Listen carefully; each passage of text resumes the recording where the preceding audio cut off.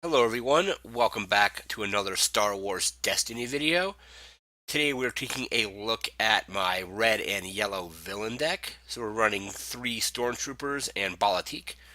So the first order Stormtroopers, we're running 3 of them at 7 points apiece, or 21 points. They each have 7 health. They have 1 range damage, 2 range damage, 2 range damage at the cost of a resource, 1 resource, and 2 blanks. So 3 of them, and we're running 1 Bala Tik. We're running him for 8 points, so our total is 29 points. He has 1 range damage, plus 2 range damage, 1 focus, 1 shield, 1 resource, and a blank. And the ability, after an opponent's character is defeated, you may ready this character. So if this character is rolled out and you've used up all his dice, and let's say your Stormtrooper defeats one of your opponent's characters, Bala Tik will be readied and you can activate him again. So that's our team. 3 Stormtroopers, 1 Bala Tik, 29 points. We're not running a ton of upgrades, but here's what we have. We have 1 Crime Lord. It costs 4 resources, yellow character only. So it's only going to go on Bala Tik. 2 Focus, 3 Disrupt for a resource, 2 Shields, 2 Resources, 2 Specials. And special is spend 5 resources to choose a character. That character is defeated after this round ends. So basically, you pay the 5 resources, and when the round is over, the character you selected gets killed. We have 1 Cunning, cost 2, yellow character only. 1 Focus, 1 Disrupt, 1 Discard, 1 Resource, 1 Special in the blank. Special is you can resolve a special ability on another card in play as if it were your own card. So you can use your opponent's stuff against them, and things like that. Running 2 F11D rifles. Two resources. Has 2 range damage for the cost of a resource, a plus 1 range damage, plus 2 range damage, 1 resource, 1 special in the blank. And the special is you force an opponent to choose and deal 2 damage to their characters distributed as they wish.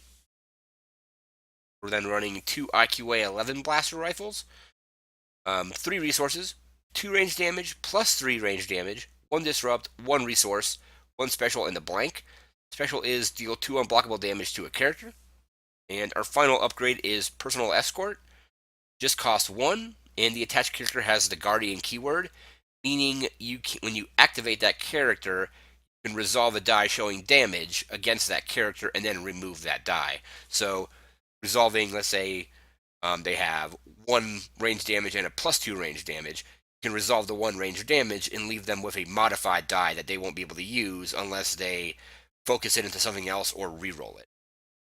It's 2 personal escorts. We're running a few supports. We have 2 ATST, and you'll see why it's a 6 cost card, but we do have other ways to get resources. So again, it costs 6, 3 range damage, 4 range damage, 5 range damage at the cost of 1 resource, 2 shields, 2 specials, and the special is discard a support from play. So if your opponent has something like a Millennium Falcon out, you can get rid of their Millennium Falcon or any other support with that special. We have 2 backup muscle, just cost 1. And when you play the support, you place 3 damage counters on it. And as an action, you can exhaust the support to move 1 damage from it to a character and it ignores shield. So it's essentially unblockable damage. This is pretty good because if you have a couple of these out, you can get 2 unblockable damage per turn, or per round, I should say. And it's a nice way to just just poke your opponents for damage.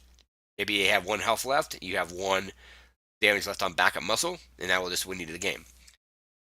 You have 2 Drudge work, cost 0, and exhaust this support and 1 of your characters to gain a resource. So you can take 1 of your Stormtroopers, exhaust it, you get a resource. So you might not even need that Stormtrooper to be out, so you can just have him gaining a resource. If you have 2 of these out, you can send 2 Stormtroopers to get resources, and these resources are going to help pay for the more expensive supports and upgrades like Crime Lord and the ATSDs. And finally, in resource generation, we're running 2 Underworld connections, cost 2, exhaust the support to gain 1 resource. So you can get resources off of this, which will then help you pay for your more expensive upgrades.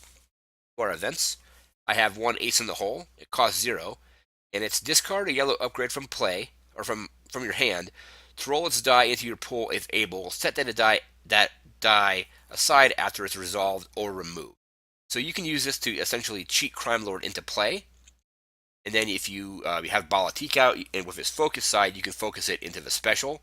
And then if you have the 5 resources, you can trigger Crime Lord special. So that's a really good way to get Crime Lord out without having to pay the 4 resources. You still do have to pay the 5 resources to trigger the special, though. We're running 2 Dug In, cost 1. You can only play it if you control the battlefield, and it gives 3 shields to your characters distributed as you wish. This will help keep our characters alive a little bit longer. We have 2 Electroshock, cost 1. Spot a yellow character to remove a die showing a value of 2 or lower. Great dice, one of the best dice removal cards in the game so far. Just cost 1. You just have to have the yellow character, so we have Bala Tik, and then you can remove an opponent's die of a value 2 or less, and you can remove a crucial part of their die pool so that they might have to not be able to resolve something, or they'll have to reroll.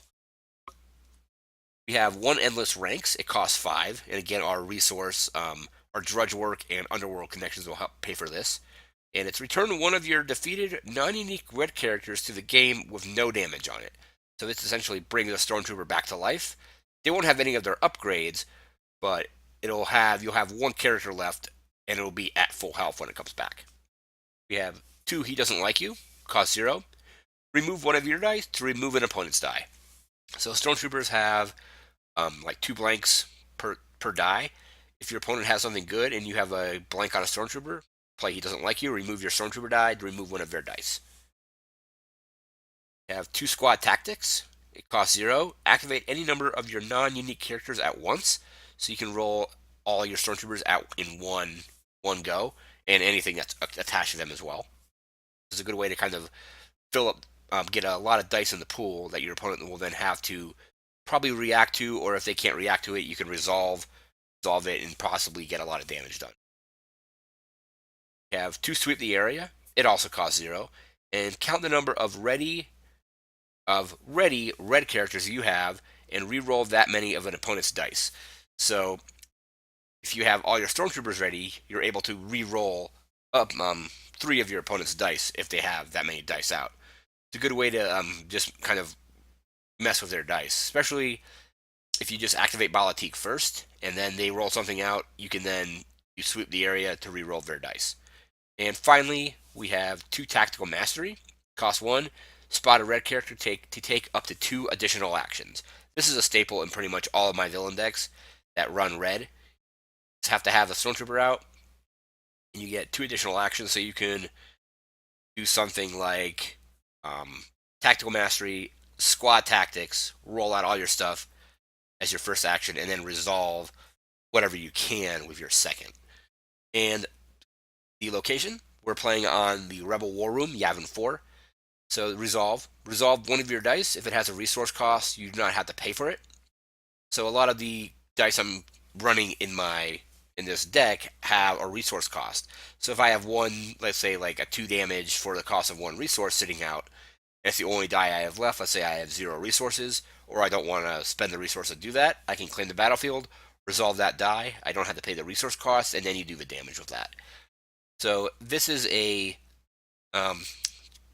more of an aggro deck, but also I think it kind of has a little bit of control in there with stuff like Sweep the Area and He Doesn't Like You and Electroshock. So it's maybe a little more mid-range, but it's a pretty fun deck. I'll have the deck list in the description below. Let me know what you think of the deck. Until next time, I want to thank you for watching. Remember to like, comment, share, and subscribe, and take care.